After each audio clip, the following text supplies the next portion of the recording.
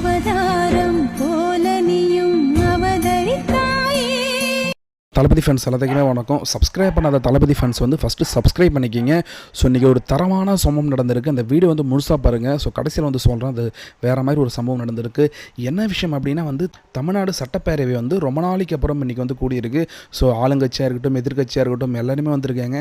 நம்ம எல்லாருமே எதிர்பார்த்த மாதிரி வந்து முதலமைச்சர் ஸ்டாலின் வந்து இன்றைக்கி வந்து பேசியிருக்காரு கரூர் விஷயத்தை பற்றி.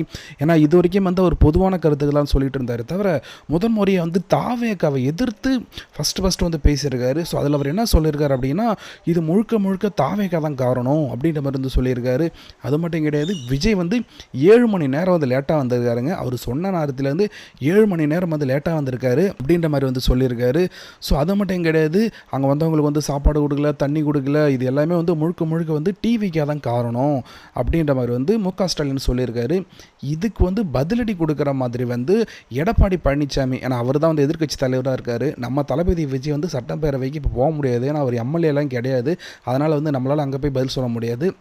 ஸோ அங்கே வந்து எதிர்க்கட்சி தலைவர் யார் இருக்காருன்னா எடப்பாடி பழனிசாமி. அவர் வந்து கேட்ட கேள்வின்றதாங்க வேறு மாதிரி வந்து கேட்டு வச்சுருக்காரு. ஸோ அவர் என்ன கேட்டிருக்காரு அப்படின்னா, கள்ளக்குறிச்சிக்கு ஏன் நீங்கள் வந்து போகலை, கள்ளக்குறிச்சிக்கு வந்து நீங்கள் ஏன் போகலை, கள்ளக்குறிச்சியில் வந்து அவ்வளோ பேர் உயிரிழந்திருந்தாங்க, அதுக்கே வந்து முதலமைச்சர்லாம் போகல அப்படின்ற மாதிரி வந்து கேட்டிருக்காரு. ஸோ அதுக்கு வந்து முதலமைச்சர் ஸ்டாலின் சொன்ன பதில் அப்படின்றது தான் வந்து, என்னங்க இவர் இப்படி பேசியிருக்காரு அப்படின்ற மாதிரி வந்து நிறைய பேர் வந்து இப்போ சோஷியல் மீடியாவில் வந்து சொல்லிட்டு இருக்காங்க.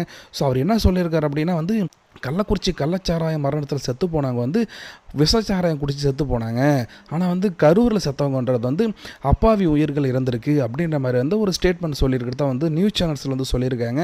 ஸோ இதை பார்த்துட்டு கமெண்ட் செக்ஷன் என்ன சொல்கிறாங்கன்னா, ஏங்க எல்லாருமே வந்து உயிர் தாங்க, ஒரு உயிரை காப்பாற்ற வேண்டியது ஒரு அரசோட கடமை. இதில் கள்ளக்குறிச்சி கள்ளச்சாராயத்தில் செத்தவங்க வந்து விஷச்சாராயம் குடிச்சு செத்துட்டாங்க, கரூரில் வந்து செத்தவங்க வந்து அப்பாவி மக்கள் அப்படின்னு சொல்கிறீங்க. அப்போ கள்ளக்குறிச்சி கள்ளச்சாராய மரணத்தில் வந்து விஷச்சாராயம் குடிச்சு செத்து போனவங்க ஃபேமிலிக்கு வந்து எதுக்கு நீங்கள் 10 லட்சம் கொடுக்குறீங்க, நீங்கள் 10 லட்சம் கொடுத்துருக்க கூடாது, உயிரை வந்து உயிராக பாருங்க அப்படின்ற மாதிரி வந்து கமெண்ட் செக்ஷனில் வந்து சொல்லிட்டு இருக்காங்க.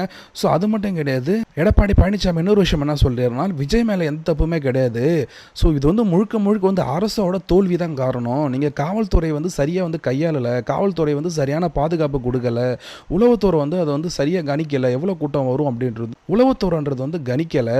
ஸோ இவங்களாம் வந்து சரியாக அவங்களுடைய வேலையெல்லாம் பார்த்துருந்தாங்கன்னா இந்த மாதிரி வந்து ஒரு உயிரிழப்புகள் வந்து ஏற்பட்டிருக்காது அப்படின்ற மாதிரி வந்து எடப்பாடி பழனிசாமி வந்து சொல்லியிருக்காங்க. ஸோ இப்படி பேசிகிட்டு இருக்கும்போதே வந்து எடப்பாடி பழனிசாமி வந்து அந்த கூட்டத்திலேருந்து வெளியேற்றிட்டாங்க. ஸோ அவங்களையுமே வந்து அங்கே சண்டையை போட்டுட்டு வந்து வெளியே வந்துட்டாங்க.